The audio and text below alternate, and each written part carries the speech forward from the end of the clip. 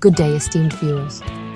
Today, we delve into the geopolitical landscape of Central Asia, focusing on Kazakhstan, a nation uniquely positioned at the intersection of powerful global interests.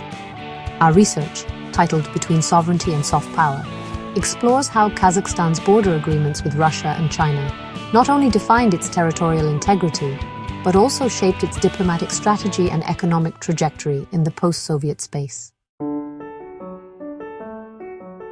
The collapse of the Soviet Union in 1991 presented Kazakhstan with a critical state-building challenge: the urgent need to define its national borders.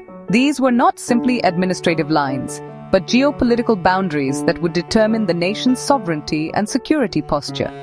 The inherited 13,000 kilometers of borders with China and Russia were largely ambiguous, shaped by Soviet-era cartographic inconsistencies and political considerations, rather than clear ethnic or geographic logic.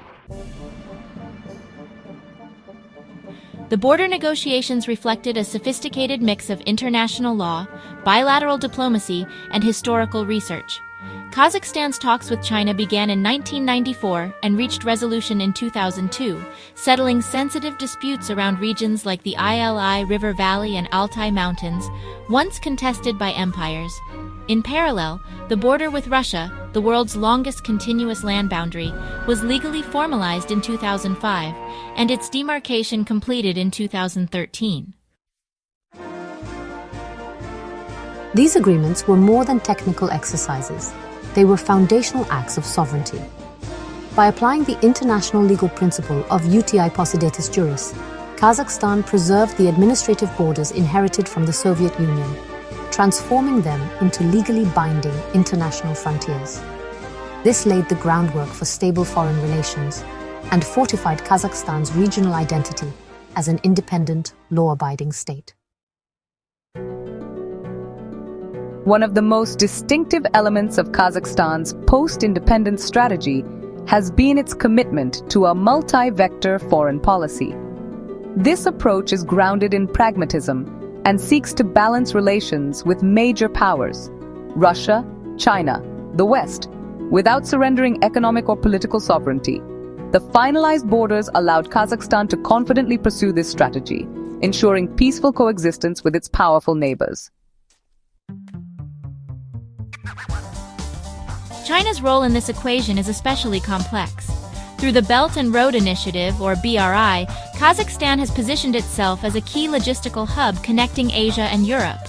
Projects like the Korgos Dry Port symbolize this vision of Kazakhstan as a land-linked rather than landlocked state.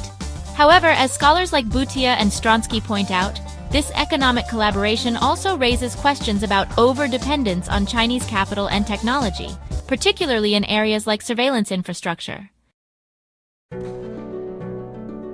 Equally important is Kazakhstan's relationship with Russia.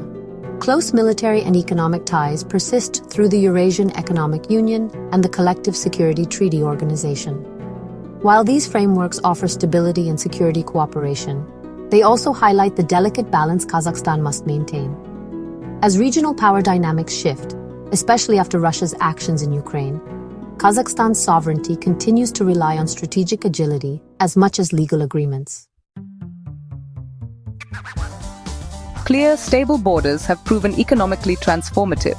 Trade with China alone surged from $1 billion in 2001 to over $20 billion by 2018, a direct outcome of legal certainty and improved cross-border infrastructure. The Korgos Dry Port, often dubbed the Silk Gateway, was only possible because the territorial disputes had been settled. These developments have repositioned Kazakhstan from a commodity-dependent economy toward a logistical hub on the new Silk Road. However, border agreements have not eliminated security dilemmas. Kazakhstan's vast frontiers are notoriously difficult to police, giving rise to challenges such as smuggling, illegal migration, and human trafficking. Kazakhstan's participation in the Shanghai Cooperation Organization has partly addressed these issues through joint security exercises and intelligence sharing, but the risks associated with border insecurity persist. Beyond economics and border control, these agreements are strategic levers in managing dependency risks. Kazakhstan's government has used its status as an equal sovereign state to negotiate more favorable terms with both China and Russia, particularly in energy transit and infrastructure projects. Nonetheless, the evolving realities of global politics require Kazakhstan to constantly adapt to ensure that economic partnerships do not erode its political autonomy.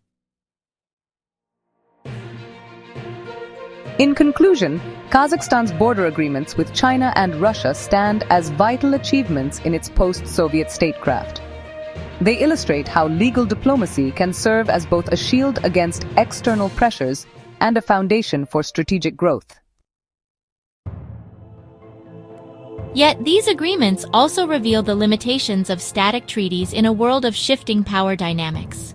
The real strength of Kazakhstan's strategy lies in its flexible, multi-vector foreign policy, which continues to evolve as new global challenges emerge.